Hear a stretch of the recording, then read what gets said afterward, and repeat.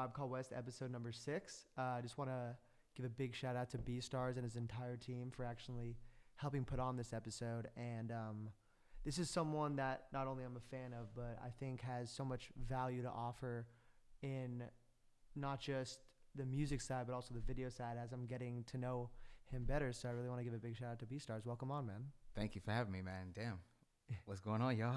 Yeah, this is going to be great, man. So, again, this is kind of just like an open platform to tell your story, but I'm going to pull some of the knowledge that I've heard behind the camera out right now. So, I know that you're from Florida. Yes, sir. Yeah, can you give Florida. Yeah, it's Lake County, right? Lake County, Florida. That's yes, awesome, man. So, so it's in Central Florida. What's Lake County like? Do your family still live there? I do still have family living there. Lake County is like a small town. I graduated from this city called Tavares, and I think my graduating class was like 60 people, maybe. I don't know. It was just a small town, a country town too. So now that I live in LA, the main thing I can compare it to is like Bakersfield. For sure, yeah, definitely. So that's where I grew up at and moved out here when I was 18 and just been living in LA ever since, man. Love it. Yeah, so I want to kind of like paint the picture. How does someone from Lake County, like where does the dream start of moving to LA, and where does that interest in music and creation come from, would you say? So the music, like a lot of Southern musicians, came from church. Growing up in church, I played the drums because I was a knucklehead, so I couldn't sit still in the choir. And there was this girl that played the drums. She was like 18 already. So she figured like, I can watch him, I can get him in line. And she ended up teaching me how to play the drums. So when she graduated high school and left, I became the church drummer. That's awesome. So just keeping that timing and stuff, that's kind of how I got into like rapping. I sang a little bit, but I was like always into rapping because it was like the big thing, on TV and everything like that. And playing the drums really taught me the timing of it and like, the beats and everything like that. And then as a kid, my dad brought me to LA once. So just being able to like see the city and being from a small town and seeing the big city for the first time, it was like, wow, like this is what I see on TV. And I was infatuated ever since. Like I had to come to LA, I had to live here. I had to be an Angelino, Of course, man. No, we're really happy that you made it out here. When you were visiting with your family, was there anything specific that like a flashbulb memory that you remember? You're like, oh, I need to come out here. Like, what part of LA were you guys visiting? We were visiting the West Side. Like now, I know it as Mid City. But seeing Hollywood, seeing Hollywood as a kid was like really cool. Like the Hollywood sign, because like that was the stuff you saw on TV. When you saw the TV shows that were marketed to kids, it was like you saw like the Hollywood sign, and to see all those places in real life, it was just like really cool, And then seeing downtown LA, because being from the small town, like I haven't seen a lot of skyscrapers, or I hadn't seen a lot of skyscrapers, except when we went to like Orlando. But being in Lake County, like there weren't a lot of skyscrapers. There were no skyscrapers. Yeah, literally. I mean, like I know there's like a J. Cole song, I think Saint-Tropez, when he talks about, coming from the small town and having the idea of going to Chicago, LA, and, New York, and kind of like rings true to your story, which is really awesome. Yeah. And then, so let's go back a little bit. So, do you still play the drums? I do. That's I do. Awesome. Not as much as I used to, but I do still play the drums. Like we have a rehearsal spot it's on the West Side, kind of a little bit away from here, but they have a drum set in there. So whenever I have a drum set, I like to play just to kind of get familiar, like keep familiar with it, I don't have my own set of drums, unfortunately, and I probably couldn't in the building that I live in. But and your neighbors are just like stoked on that answer. Yeah, not I know, having the drum in the building. I know. But so yeah, seeing the skyscrapers and stuff like that really just got me into like the city. So you can really just call me like the small town kid with big city dreams. It's like amazing. That's who I was. Yeah, and then so you get the dream. You come out here and you see everything that you want for your future, and then what does that path look like from when you're able to kind of move out here? Like how were you able to move out here? Like, in what age did you move out here? I moved out here when I was 18. I had a summer job working for Cutco, selling knives. But like I said, I was in church as a kid, so like it was easy to sell knives because like I knew a lot of people from church. So it was like, hey, Miss Such and Such, Yeah. can I interest you in, you know? And it was always trying to support us church kids. So, man, That's amazing. I was selling And, out. and you're given like good knives. Like those are great knives. Yeah. Oh, so you're familiar. Yeah, You're well, I know a lot of people when they're first getting into sales and stuff. Like knife sales is actually like a very lucrative thing, and it makes you like good money, which is sick. What I know it as now is the company that sent, like, it was like recruiting teenagers to sell knives, you know, because when I got out here, I met a lot of people that were like, I did that too, and I was like, oh well, okay, I get it now. Yeah, it's a thing. So yeah, no, but I did pretty well with that, man, and had enough money to move out here. My dad helped me out a little bit, and came out to LA, and you know it wasn't easy at first. I mean, that's why I definitely don't want to skip that part, because some people tell the story of like moving to the big city and they're like, I've been slinging it every. No. Yeah, it was not easy at 1st. Mm-hmm. You know, when you're from out of town, you don't know anybody and nobody knows you, so you have to like make a name for yourself. You have to make your way. Mm-hmm. Luckily, I came out here to go to school, so I made friends in school and just met people just with the gift of gab, But yeah, I don't want to fool anybody and have anybody thinking like I can just do that, just move it. No. You gotta, But if you really want it, man, go for it. Like it's definitely worth it, But all the transplants, as we call ourselves, like you gotta pay your dues when you first move to a new city. Of course, so two things right off the bat. I want to say, like, I think it's amazing that your dad empowered you and supported you. Like, that's, in these stories, I think a lot of the times when the parent is really supportive, it's truly the catalyst for like, something really great to happen. So can you like, how happy are you that your dad was able, to kind of like back you like that, and like just like not even just financially, like emotionally, and be like, go do that. Like, what was that? What did that feel like? I mean, it was great. I mean, honestly, emotionally, he didn't back me. Just to be honest. Yeah, of course. As a teenager, because like I said, I don't want to deceive anybody. And most kids will have the same experience if you're a small town kid. If you go to your parent right now and say, I want to move to New York City or Los Angeles, they're probably gonna be like, what?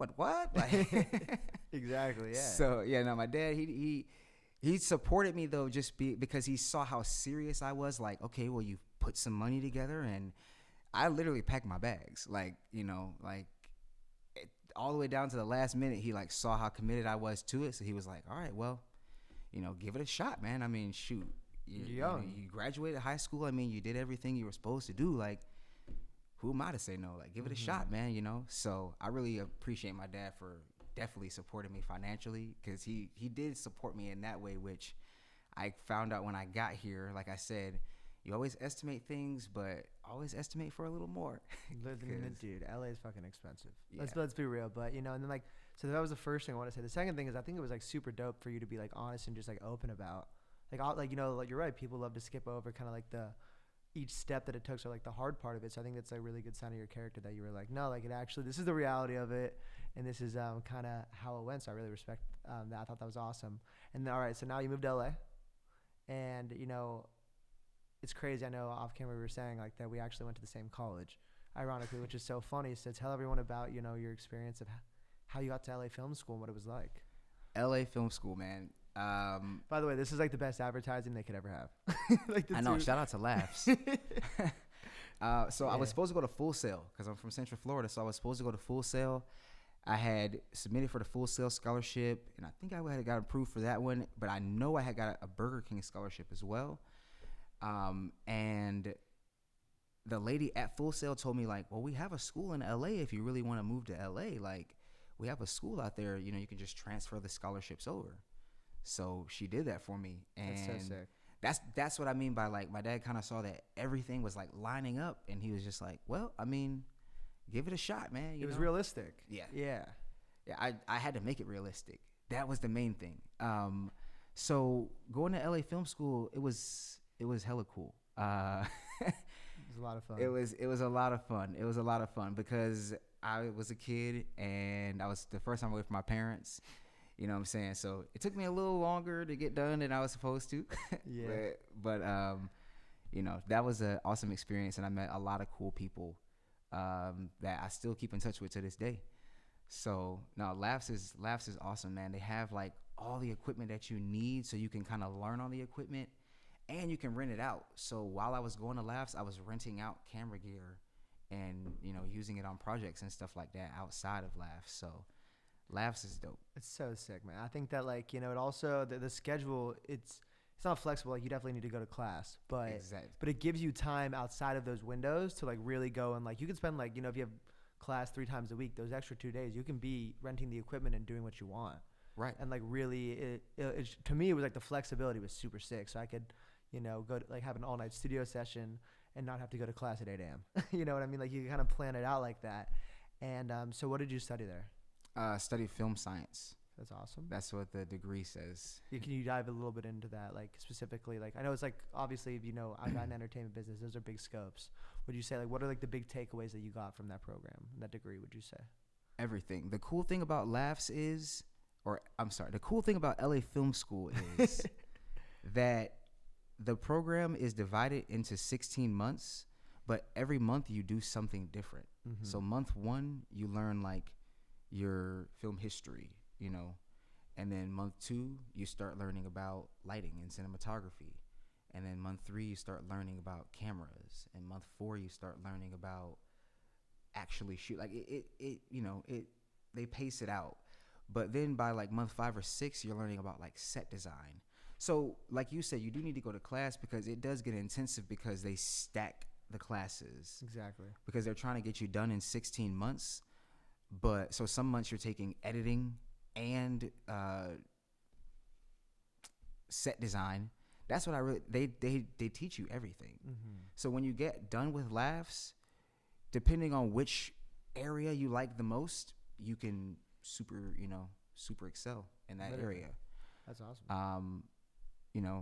Some things they have to kind of go over a little bit more, like editing and stuff, but Laughs was really cool because you got to deep dive into everything. So some days you left super tired and your eyes hurting because you stared at a screen all day editing, and some days you literally left with paint all over you because you guys were building a set that you were going to shoot on the next day. They also brought in actors and stuff too, so it was really cool that we didn't have to try to find people because the LA Film School stuff, like, it was pretty official, so the actors always showed up. They had like a book of, so you even kind of learned casting too. Like, I gotta give it to them, man. It was a pretty well-rounded film program. Yeah, shout out the entire program and school. I had a great time when I was there, and I remember during graduation. What was your graduation video about? Like, I know you have to make like a short film, right? Yes. What was your video about? My graduation video was actually just a music video.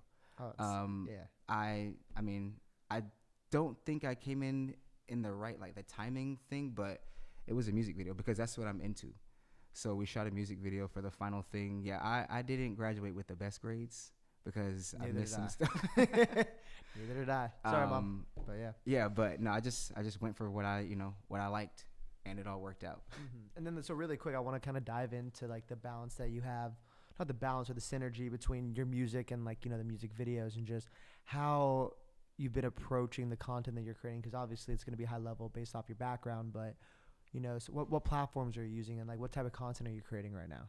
So I'm like minimizing music videos, like I was telling you off camera, I'm trying to take like the coolest scenes, like the teaser scenes you see that people put up, but kind of really tell a whole story in 20, 30, less than 60 seconds, and just like keep the audience engaged and, get them in, get them out, and get them to the streaming platform. Like, that's the whole goal of it all, is to get them to Spotify or Apple Music or whatever to listen to the song. Because social media is really like, consume, I like this, but keep going, maybe share it. So I definitely want to make stuff that's shareable and like funny and relatable too. But the main goal is to get you over to the streaming platform to hear the song. Mm-hmm. And then I'm gonna just let it keep going for like another 5 minutes, but I really appreciate you. Thank you. Okay, so yeah, and then the idea, I know you were telling me that, I love the way that you said, and you're trying to communicate a message now with the music videos. It's not just about the cool visuals. Can you kind of speak on that? Like, you know, what you see right now is the most important thing you want to do with your video content with music, would you say? The most important thing that I want to do with my video content is to tell a story. And the specific story that I want to tell is just about being a dreamer and like being a go-getter, you know. So even just like the repetition that I put in, we try to capture it all. So some days you don't see like a super amazing reel like with all these visual effects. Some days it's just like, wow, they were in the studio last night and he posted this like really late last night, so like they were working. And when I see people in person and they're like, man, like you put out a lot of like content, like you do a lot of stuff that's really inspiring, it feels good, because it's like that's kind of what I'm trying to show people is like no matter what, just like keep going. Like you'll get to that point that you want to get to, but just like keep going and, you know, keep at it, you know. 100%. So I remember you were saying that you have this really amazing idea of combining a bunch of short form into one, you know, long form at the end of it. So can you kind of speak on that again? Right. So just 3 or 4 songs that tell the same story, but by the end of the last song, you understand the full story. You know, so everything kind of progresses through the songs. So they're all in the same vein. And then the music videos, it would be like a 10-minute short film, but they would be all music videos. I'm not the first to do it. I feel like Neo's done it before. Yeah, but still. But yeah, no, it would be, I just feel like that would be really cool. And it would be like a short film, but set to music. So even the song parts, it would still feel like you're watching the scene. And I'll even put the captions in there so you can even like read along and just be like, okay, I'm really understanding this story now, you know. I just really like to tell stories, you know. That's my art. I'm a storyteller. Mm-hmm. So even like the way we set up cameras, the way that we structure the music to build, you know, and to try to bring the energy, like everything that we do is like to try to convey a story and to tell something, to give a message to you.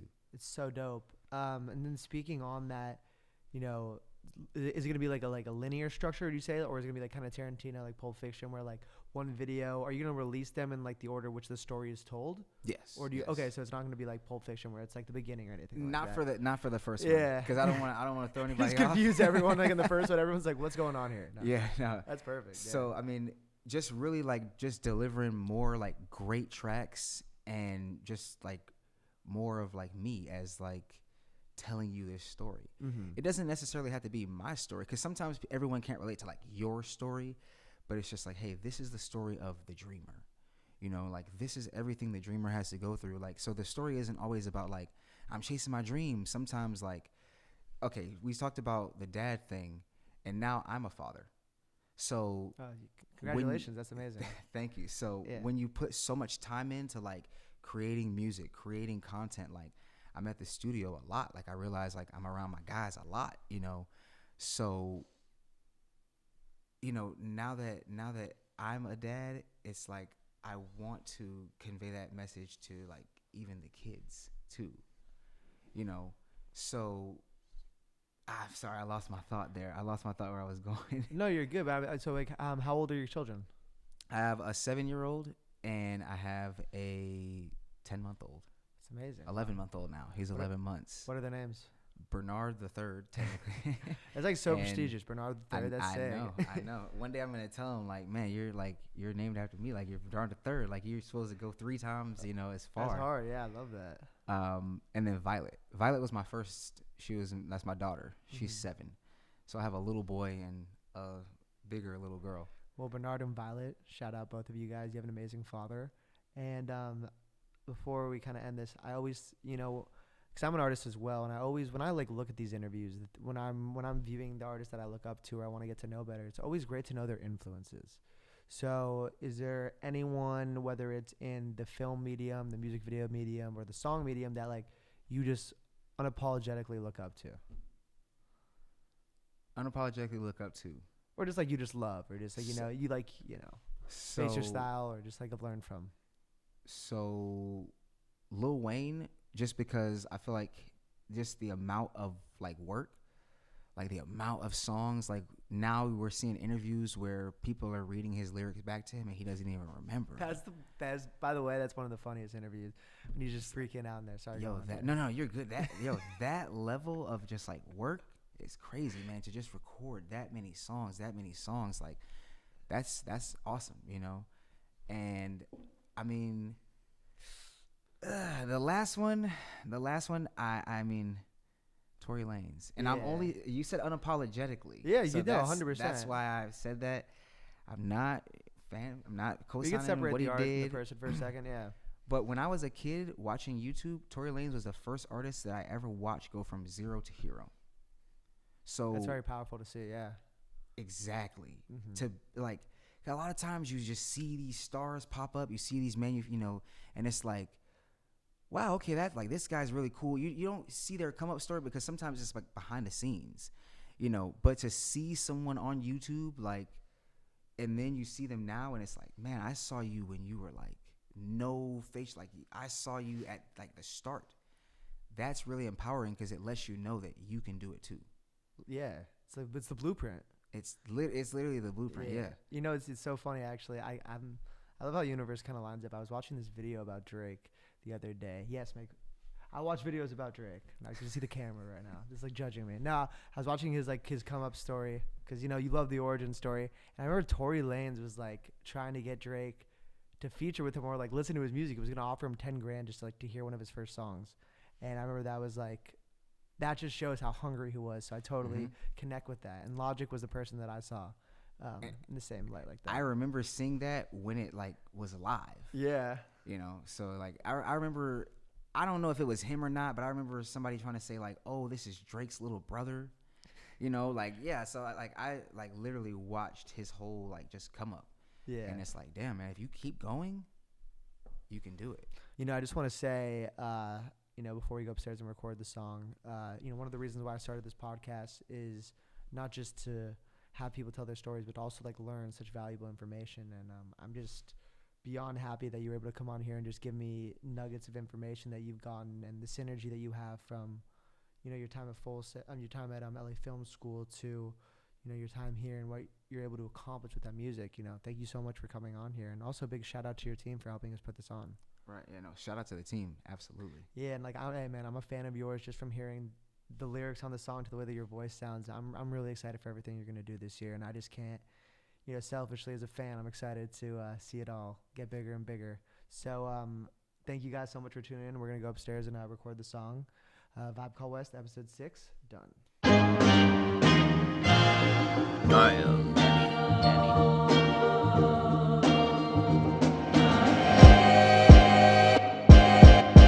Mind state of a stress, a sinner with fish, kill, sinus, and a blow the liver. I'm forever bitter to my genetic code, but with added cabbage, my DNA delivers. Scary hour sitting and happy hour grinning, or let off steam, energy, and enemies. Way of living with human grade A chain. Felt every day, I'm scared. Let's quiet out this world, kills a simple smile on my face. I know my mind is Midas, cause my thoughts are so rich. With penny, always plenty of these songs make sense. Is your heart full of gold? Is there wisdom in your wounds? Are the devils in the details for the swinging of your moods? Is your heaven reach with the help of synthetic substance use?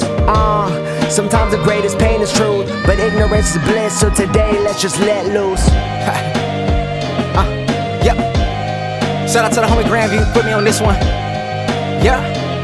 It's Bstar, by the way. Yo, let's get it. Praise up to G.O.D. He got me moving, help me beat out my complacency. Now I flow fluidly. You gotta go for what you want, you gotta plant the seeds. And when you pop, hit up the squad so the whole team can eat. I woke up on a mission, I see my vision clearing. There is no competition, there is no one I'm fearing. Fuck what a hater say, you keep on doing you and move them niggas out your way. Don't even hesitate, just focus on your play. Shit, yesterday I took my L's, I'm trying to get M's today. In each and every way, but I know all my grind gon' shine in the rinse, man. One day this shit'll all make sense, and that's it.